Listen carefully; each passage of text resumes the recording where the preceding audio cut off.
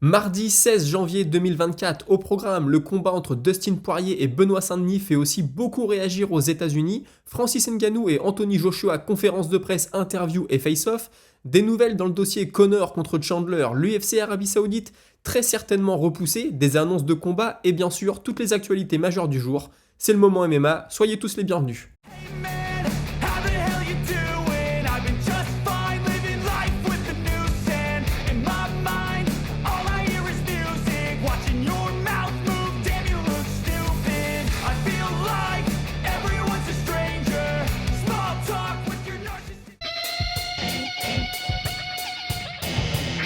Alors vous le savez, en France, le combat entre Benoît Saint-Denis et Dustin Poirier fait énormément parler, on est très heureux pour notre Français, on pense que ça va le rapprocher de la ceinture et que ça va nous offrir un combat magnifique. Et bah c'est pareil aux États-Unis et sur un plateau d'ESPN, notamment Alan Jouban expliquait que Dustin Poirier était très motivé par le Français. On le savait, hein, Dustin Poirier voulait un gros nom, voulait un combat qui le laisse dans la conversation pour la ceinture, voulait quelqu'un qui le motive tout simplement. Il semblerait que Benoît Saint-Denis, ça soit ce gars-là. Dustin Poirier, comme beaucoup de poids légers, le trouve effrayant, c'est les mots d'Alan Jouban, et c'est ce qui fait qu'il a accepté ce combat. Alors forcément, selon eux, 5 rounds, ça va avantager Dustin Poirier, puisqu'on n'a jamais vu Benoît Saint-Denis à l'UFC faire 5 rounds. Dustin Poirier, ça fait des années qu'il les enchaîne. Selon eux, toujours, Dustin Poirier doit garder le combat debout, c'est un boxeur d'élite et il doit aller chercher Benoît Saint-Denis dans ce domaine. Il voit Benoît Saint-Denis comme un combattant complet, bon partout, qui ne brille nulle part, excusez-moi.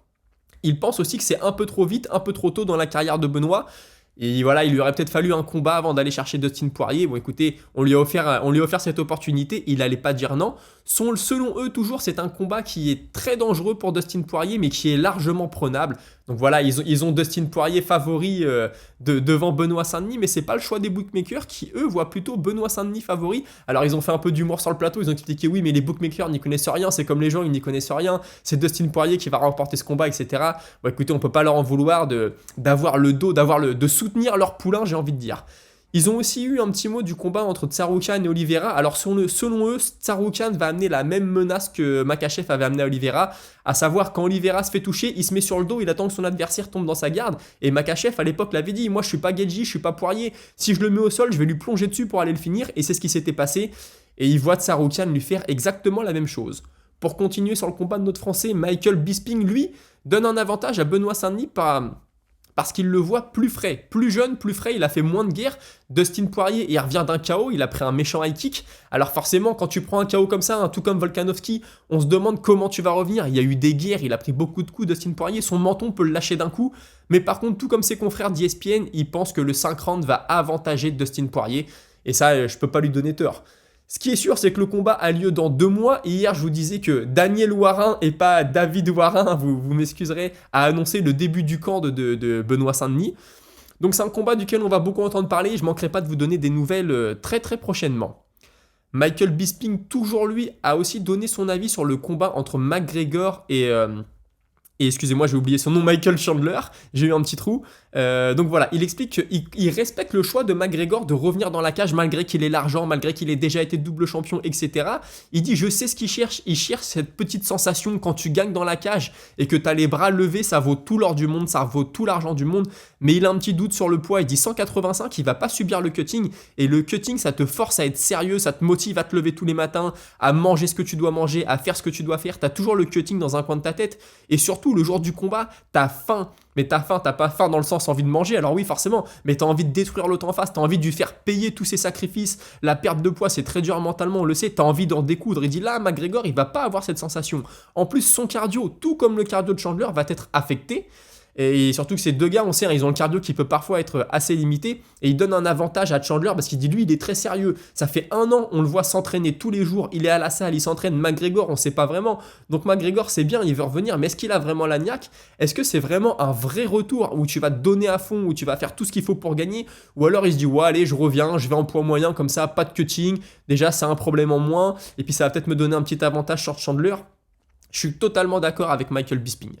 Et d'ailleurs, puisqu'on parle du poids, Michael Chandler s'est exprimé sur sa chaîne YouTube. Il dit « Conor McGregor, il est pas si fort que ça, il est pas plus fort que moi, j'ai pas besoin de gagner du poids, j'ai pas besoin de gagner de la force, j'ai pas besoin de faire quoi que ce soit de plus que ce que je suis déjà en train de faire. » Bon, il s'entraîne déjà à fond, donc je vois peut-être ce qu'il veut dire, mais là, il cherche un petit peu à titiller McGregor. Et il affirme, hein, ce gars, il est pas plus fort que moi. Vas-y, trouve-moi une vidéo de Conor McGregor qui est en train de lever du poids, des poids lourds, hein, j'entends bien. Et puis il dit en ce moment, quand je regarde ces vidéos, je trouve aucune vidéo de lui qui est en train de lever du poids. Moi, je le fais régulièrement, etc., etc. Donc forcément, hein, la guerre des mots a déjà commencé. Et du coup, on a Conor McGregor qui poste cette photo sur les réseaux. Ça m'a beaucoup, beaucoup fait rire. Et il dit bientôt en pay-per-view, Michael Chandler à 185 et Conor McGregor à 185. Bon, forcément, c'est une façon de se moquer de lui. Alors si Chandler est joueur, il va lui répondre qu'il ne mange pas à la même cantine et qu'ils n'ingèrent pas les mêmes produits. Bon, je sais pas s'il ira sur ce terrain-là. Et puis ensuite, il tweet quelque chose de très drôle. Là, c'est le Conor McGregor que j'aime bien, c'est le Conor qui est drôle. Il lui dit lever des ceintures est supérieur à lever des poids. Donc forcément, référence au fait que McGregor a été double champion et pas de Chandler. Donc c'est une façon de continuer leur guéguerre. J'ai trouvé que c'était assez drôle. Mais de toute façon, cette histoire du poids, on va en entendre parler encore et encore parce que je pense que tout le monde va avoir sa théorie là-dessus. Et elle sera sûrement différente. Alors pour l'instant, tout le monde va dans le même sens. 185, on comprend pas trop. Ça va affecter le cardio, ça va affecter la performance, etc. Mais écoutez, on n'y est pas encore. On verra quand le moment sera venu. Des nouvelles maintenant de Dominick Cruz, sachez qu'il prépare son corps à revenir. Alors il a fait une interview avec John Anik et Kenny Florian. On lui dit on te voit à fond t'entraîner en ce moment, tu mets des vidéos, t'es à fond à la salle, est-ce que tu vas revenir? Il dit bah moi j'aimerais bien revenir, maintenant il faut que je prépare mon corps, j'ai eu beaucoup de blessures dans ma vie, beaucoup d'opérations, etc. Il faut que je sois prêt à rentrer en camp d'entraînement, donc ça me demande une préparation avant le camp. Et là je suis en plein dedans. On lui demande s'il avait des regrets sur sa carrière. Il dit bah écoute, j'ai compris que trop tard l'importance du marketing, même si ma rivalité avec Uriah Faber m'a beaucoup aidé à me faire un nom, à me faire connaître, etc. Et il raconte une anecdote assez drôle sur Conor McGregor justement. Alors il dit ouais, je venais de gagner un combat. Il dit là, je descends de la cage, puis il y avait Conor McGregor qui était là, assis avec son costume blanc, sa coupe de viking, on se rappelle, c'était sa coupe de l'époque. Et donc les deux se serrent la main, ils parlent un petit peu, puis Conor, il dit ouais, je te respecte beaucoup, j'aime beaucoup ce que tu fais, etc. Mais je pense que tu devrais tout de suite là, aller chercher la ceinture qui est au bord de la cage, la prendre et dire à la caméra que c'est toi le champion et que t'es prêt à affronter n'importe qui. Et Dominick Cruz, il dit ouais, moi c'est pas vraiment ma mentalité, tout ça. Il dit mais maintenant ça résonne vraiment dans mon esprit. Je me dis ouais, Conor McGregor, il avait cette énergie, cette façon de communiquer avec ses fans, moi je l'ai pas. Alors après on pourra dire que Dominick Cruz, il a quand même une petite personnalité, il commente les combats, etc. C'est pas le pire, hein. D'ailleurs il le dit ouais, quand j'ai eu des interviews à faire avec TJ Dillashaw, des émissions et tout ça, parce qu'ils se sont affrontés les deux. Il dit ouais, TJ Dillashaw, c'était encore moins son truc que moi, je chantais qu'il était mal à l'aise. Et du coup, j'ai essayé de me mettre un peu en valeur pour vendre la chose, mais c'était pas facile parce que Dillashaw, tout ce qu'il voulait, c'était rentrer dans la cage et qu'on s'affronte. Écoutez, ça fait un petit moment qu'on parle MMA, je vous propose une petite respiration et de passer à la minute boxe. La semaine qui a suivi le combat entre Francis Ngannou et Tyson Fury, Ariel Helwani a reçu Eddie Hearn dans son émission qui poussait déjà à l'époque pour un combat entre son poulain Anthony Joshua et Ngannou. Helwani, lui, plutôt était convaincu que Joshua ne serait pas au niveau alors que Hearn expliquait que c'était un combat facile pour Anthony et qu'il pourrait même terminer Francis. Ce à quoi Helwani avait répondu, c'est quand la dernière fois que Joshua a terminé quelqu'un. Ça m'avait fait rire à l'époque. Et hier, c'est Joshua qui était l'invité d'Helwani et il a pris la chose plutôt à la rigolade, hein, en disant qu'il allait prouver à Helwani qu'il avait tort. Alors plusieurs fois, il a fait des petites allusions. Ouais, j'écoute souvent ton émission, etc. Et puis Helwani, à un moment, lui dit ouais, tu me fais des allusions comme ça. Est-ce que t'as quelque chose contre moi? Et en rigolant, il dit ouais, j'ai quelque chose contre toi. J'ai entendu ce que t'as dit, etc. Et puis bon, ils ont tourné les choses à la rigolade. C'était assez drôle. Et Helwani, lui aussi, hein, il a clarifié de son côté en expliquant que Hearn parlait de combat facile quand il évoquait le combat entre Joshua et Ngannou et qu'il avait voulu soutenir le représentant du MMA en boxe anglaise. Il a aussi affirmé qu'il avait trouvé les journalistes anglais à l'égard de Joshua lors de sa deuxième défaite face à Usyk très violent, très virulent, qui lui avait même manqué de respect. Et lui, Joshua de son côté, il déclare qu'il y a toujours cru, qu'il n'a jamais pensé à abandonner et qu'il a revu sa façon de s'entraîner et aussi beaucoup travaillé sur son mental la dernière année et demie qui est passée là, ce qui explique ses plutôt bons résultats. Et que de toute façon, c'est l'histoire de la boxe, d'avoir des hauts et des bas, ça a toujours été comme ça et pour tout le monde. On apprend aussi lors de cette interview que le combat avec Wilder avait été signé et que donc suite à la soirée du 23 décembre, celle dans laquelle Joshua s'est imposé et Wilder s'est incliné, que Joshua pensait toujours à faire le combat, il pensait toujours que ça allait se faire parce que dans son esprit, c'est un combat qui sera toujours énorme et que ce sera une sorte de États-Unis contre Angleterre. Et quand on lui demande s'il est l'idée du moment auquel il compte prendre sa retraite, il confirme qu'il en a une, mais qu'il n'en dira pas plus. Il dit ouais, je sais, j'ai pas envie de traîner trop longtemps. Il cite notamment Roy Jones Jr. qui selon lui a traîné un peu trop longtemps sur les rings. Et il sait aussi qu'après ce combat, il aura sa chance à la ceinture mondiale, mais que pour l'instant, il est 100% concentré sur Ngannou. Alors écoutez, encore une fois, la boxe anglaise, c'est un mystère pour moi. Je vous montre tout ça à l'écran là. Ils ont annoncé, les promoteurs, qu'il y avait une ceinture en jeu pour le combat entre Joshua et Ngannou. De ce que j'ai compris, j'ai pas regardé la conférence de presse en entier. Alors je sais pas du tout, est-ce que Joshua aura sa chance s'il bat Ngannou? J'en sais rien du tout, ça veut dire quoi? Ça veut dire qu'il va prendre le vainqueur de Usyk contre Fury, je sais pas, parce que de plus c'est une très belle carte. Le co-main event, c'est Zhang contre Parker. Zhang, on en parlait la semaine dernière, il avait perdu contre Joshua au JO. Zhang, franchement, cette carte-là, si vous avez deux combats à regarder, regardez aussi le co-main event, ça va être un super combat. Zhang, c'est un gros frappeur, c'est un bon bagarreur, j'aime beaucoup son style, c'est pas chiant du tout à regarder. Et puis forcément, les deux ont eu le droit à leur face-off, parce qu'il y avait la conférence de presse aussi hier. Donc voilà, les deux ont fait leur face-off, Anthony Joshua et puis Francis Ngannou. Bon voilà, c'est la boxe anglaise, le show de la boxe anglaise. J'ai toujours dit qu'ils étaient très bons là-dedans. Je vais pas changer d'avis aujourd'hui. Pour commencer la transition entre la boxe et le MMA, je vais vous parler de Darren Till qui pousse pour son combat contre Mike Perry. Alors il dit c'est bizarre, moi ma team pousse à fond, j'ai l'impression que Perry il a levé le pied, j'ai l'impression qu'il cherche plutôt à se prendre un Masvidal ou un Diaz, un combattant avec un peu plus de renommée que moi. Et il explique qu'un combat contre Masvidal en boxe anglaise ou en bare knuckle l'intéresserait aussi. Ce serait une revanche. Je rappelle que Till avait pris un méchant KO contre Masvidal. Ça avait d'ailleurs marqué le retour de Masvidal, son run jusqu'à la ceinture. Mais il pourrait aussi affronter des influenceurs comme KSI, Tommy Fury, Jake Paul, etc. Il dit aussi qu'il fera sûrement un retour à l'UFC un jour, qu'il est en très bon terme avec Dana White et avec les matchmakers. Et ses projets pour 2024, c'est de faire le plus d'argent possible et de mettre des KO. Bon bah Darren Till, j'en ai parlé plusieurs fois, hein, destin tragique pour l'instant, il a eu sa chance à la ceinture, on le voyait comme un champion, puis il a perdu, et après ça a été la descente aux enfers, aujourd'hui il est plus à l'UFC, il dit vouloir se concentrer sur la boxe, est-ce qu'on le reverra un jour à l'UFC? J'ai quelques doutes. Un mot de Gordon Ryan maintenant, le GOAT du Jiu-Jitsu, le GOAT du grappling plutôt. Sachez qu'il a de gros problèmes à l'estomac, il est sous traitement depuis plusieurs années. Et donc là, il a expliqué, vous allez me voir seulement à la DCC, je peux pas enchaîner les camps de préparation, je peux pas faire d'autres compétitions, je prends des antidouleurs, parfois ça va mieux, parfois c'est pire. Il a l'air d'être vraiment dans une sale situation. Donc voilà, il va se concentrer les prochaines années, en tout cas l'année qui vient, surtout sur l'ADCC. Et puis il veut soigner ses problèmes d'estomac parce que ça devient vraiment, vraiment grave apparemment, d'après ce qu'il dit. Hein. Et puis bah, s'il enchaîne les camps, forcément son corps n'a pas le temps de se remettre. Donc il va se concentrer sur l'ADCC. Ça a l'air d'être très grave ce qu'il a. Il continue à gagner tout ce qu'il fait. C'est vraiment impressionnant de sa part.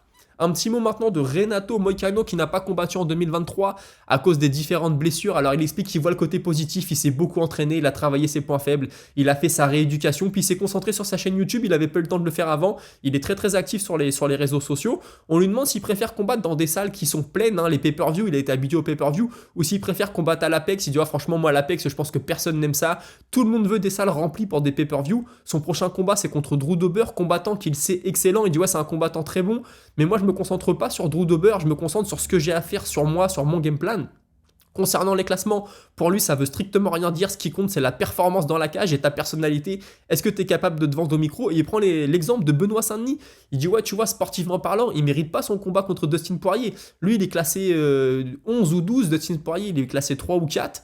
Et puis pourtant, l'UFC lui donne le combat. Pourquoi? Parce que selon lui, l'UFC veut avoir un représentant en Europe. Ils veulent faire du business en Europe. Et Benoît Saint-Denis, il parle bien anglais. C'est un ancien militaire. Il fait des beaux combats aussi, hein, il l'avoue. Mais du coup, ils veulent avoir un représentant pour leur carte européenne, pour leur business en Europe. Donc, ils poussent derrière Benoît Saint-Denis.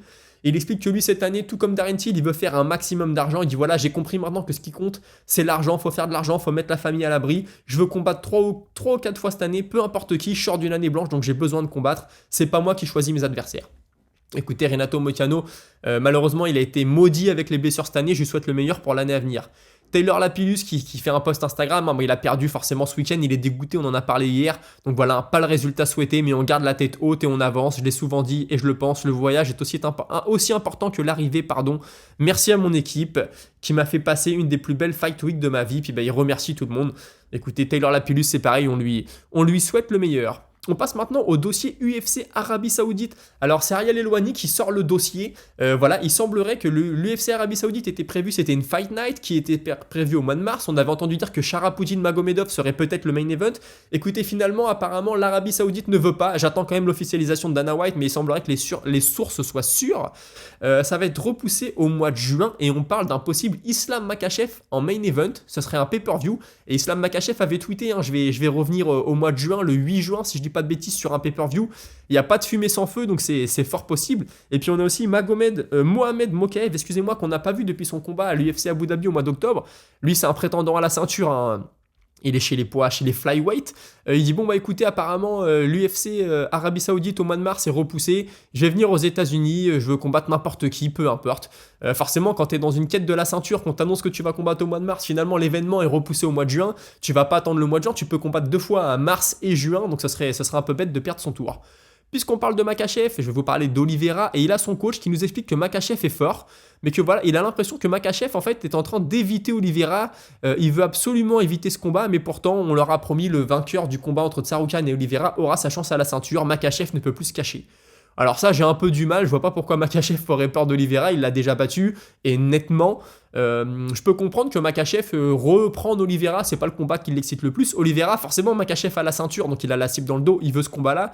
Maintenant, voilà, c'est une sortie du coach. Bon, moi, franchement, ce genre de sortie-là, dire qu'un mec a peur, dire ceci, dire cela, je suis pas forcément fan. On passe à l'histoire tragique du jour, un combattant professionnel irlandais, Ryan Curtis, qui s'est blessé à l'entraînement. Alors, il a des fractures à la nuque et à la colonne vertébrale, si je dis pas de bêtises, il peut plus bouger les jambes et le bras gauche, donc il a une famille. Combattre, c'était son gagne-pain. Là, pour l'instant, les rentrées d'argent, ça va être zéro. Il y a une cagnotte qui a été mise en ligne, ça a été relayé par énormément de combattants. Il semblerait que le gars, c'est fini pour lui, les sports de combat. Il pourra plus jamais en faire. On espère déjà qu'il pourra remarcher. Donc voilà, je voulais mettre ça en avant parce que c'est vrai qu'il y a souvent des accidents. Souvent, non, pas souvent. Il y en a beaucoup plus en boxe anglaise qu'en MMA, mais ça peut arriver. Et comme on dit toujours, hein, quand ta seule source de revenus, c'est le combat, bah, ton corps, c'est ton gagne-pain, c'est ton outil de travail. Et là, malheureusement pour lui, on lui souhaite le meilleur, mais ça craint. On voit les photos, il est à l'hôpital, branché de partout. Je suis pas convaincu que la suite soit très radieuse pour lui. Sinon, dans les informations, en bref, on a un échange de politesse entre Thomas Spinal et Magomed Ankalaev. Thomas Spinal qui félicite Magomed Ankalaev, lui disant qu'il est un grand fan de lui.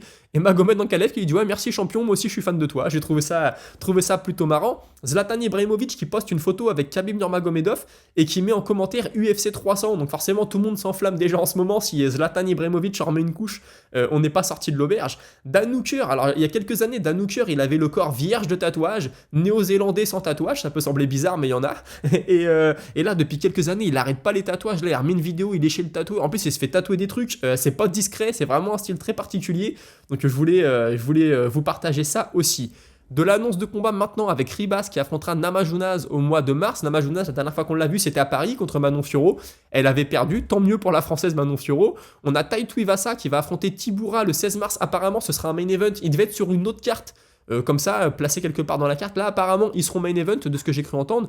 Brady qui revient, ça fait un moment qu'on ne l'a pas vu, lui aussi, il va affronter... Ah non, il a combattu Gastelum, excusez-moi. Il a battu Gastelum, il a été très très impressionnant la fois dernière. Il va combattre Vicente Luque qui lui devait affronter Yann Gary, ça s'est pas fait. Bon écoutez, il rebondit, combat le 30 mars. On a aussi Ousmane, mais le frère Ousmane, l'autre frère Pakamaru qui va affronter Barnett. Barnett, il était connu pour ses célébrations, puis je crois qu'il avait mis un coup de pied retourné super impressionnant dans un de ses combats. Donc ça peut être un combat très fun. Tony Ferguson, lui, qui va se faire opérer, apparemment il a des fragments d'os dans le bras gauche, faut qu'il se les fasse enlever. Bon bah voilà, Ferguson, les performances ne vont pas dans son sens, le corps ne va pas dans son sens. Encore une fois, un nouveau signal comme quoi il faudrait peut-être s'arrêter. Et puis Morgan Charrière, hier on disait qu'il avait son adversaire, alors c'est un Coréen, Seung Woo Choi, c'est un gars je crois qui a 11 victoires, 6 défaites, il a pas mal de combats à l'UFC, je crois qu'il a enchaîné 3 défaites de suite pendant un moment, là il vient de prendre une victoire. Bon bah c'est bien pour la construction de carrière de Morgan Charrière, je pense que c'est le genre de combat qu'il lui faut. Écoutez, on a fait le tour de l'actu pour aujourd'hui, on passe à la minute auditeur. Alors pendant la minute auditeur, je vous diffuse une vidéo en fond, il semblerait que ce soit le frère de John Jones qui tape dans les pattes d'ours, j'ai trouvé ça assez marrant donc je vous la partage. Sinon je commence avec Silian Niguji, tu m'excuseras si j'écorche ton nom, qui me dit « Ankalaev mérite son title shot, mais j'ai préféré quand même Adesanya contre Pereira en main event de l'UFC 300 pour la trilogie. » Alors je suis d'accord avec toi, Ankalaev il mérite. Maintenant, on a Pereira qui a dit que pour l'instant il était concentré sur Hill, alors je comprends pas trop. On a son coach et ami Glover qui dit « Ouais Ankalaev, félicitations, on se voit bientôt », enfin bref. L'autre qui dit « Ouais, moi je préférerais prendre Hill, Adesanya qui revient. » Moi franchement pour Ankalaev, j'ai l'impression que ça a pu cette histoire. Si Adesanya revient, on risque de lui donner le combat. Si Jamal Hill revient, on risque de lui donner le combat. Et Ankalaev, bah, il va faire boubouche comme on dit. Je sais pas ce que ça lui réserve, mais ça pue un peu pour lui. On a les deux fins de la banane qui me dit Basharat a performé, c'est clair. Quelques jolis moves, un peu d'originalité, mais aussi beaucoup de wet blanketing par contre. C'est surtout Taylor qui n'a rien proposé à part défendre et on ne gagne pas un combat en essayant de ne pas le perdre.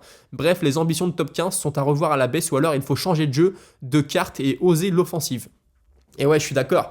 Je suis d'accord, mais il est dans une catégorie de tueur, Taylor Lapillus. Le moindre faux pas, tu perds des places au classement et ça va être compliqué de raccrocher le top 15 maintenant. Ensuite, il ajoute Jim fucking Miller. Que dire à part respect, le type est là pour nous prouver qu'on peut déguster des genoux volants, des tartes au coude, des salades de métacarpe et haute œuvre pendant des années, pendant presque 20 ans, sans pour autant finir par se baver dessus et bégayer à 40 ans, et au contraire continuer à claquer des rear naked choke avec classe et autorité avant de call out des tueurs non sans humour. Tu fais référence à Brock Lesnar forcément.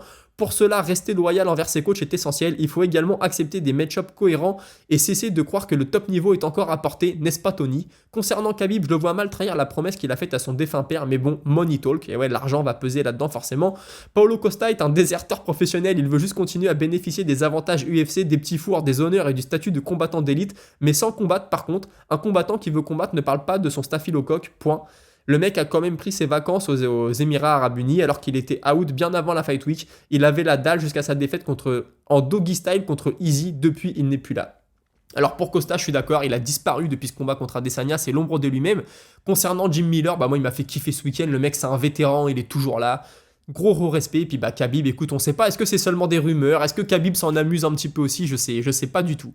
Alors après, vous avez été nombreux, un peu comme Vincent Garcia, à me reprendre. Hier, j'ai dit David Warin en parlant du coach de Benoît Saint-Denis. Je sais pas pourquoi je devais penser à quelqu'un d'autre, j'y étais pas. Bon, ça commence par un D, hein, on dira, ça compte pas. Et puis Vincente Mata qui me dit quelque chose de très intéressant concernant Taylor Lapillus. Il a déclaré que sa team et lui avaient testé un nouveau protocole de cutting, ce qui peut expliquer le déficit d'énergie et d'agressivité qu'a pu montrer Taylor. Donc je comprends bien quand tu me le dis, c'est pas une excuse. Je pense que Taylor, quand il l'a dit, c'est pas une excuse non plus. Mais oui, ça peut expliquer. Hein. Tu testes quelque chose de nouveau, bah forcément, ça peut coincer. Je sais pas si c'est le cas ou pas, hein, mais écoute, ça peut en faire partie. Et juste rapidement, je vous montre, je vous parlais du post de Pereira qui dit oui, pour l'instant je me focus sur Jamal Hill et je crois qu'il dit ensuite je vais battre un record en défendant ma ceinture 2 fois de suite, enfin quelque chose comme ça. Voilà, je vous mets le post, alors il l'avait mis en portugais, ça a été traduit depuis, hein, forcément, je parle pas portugais.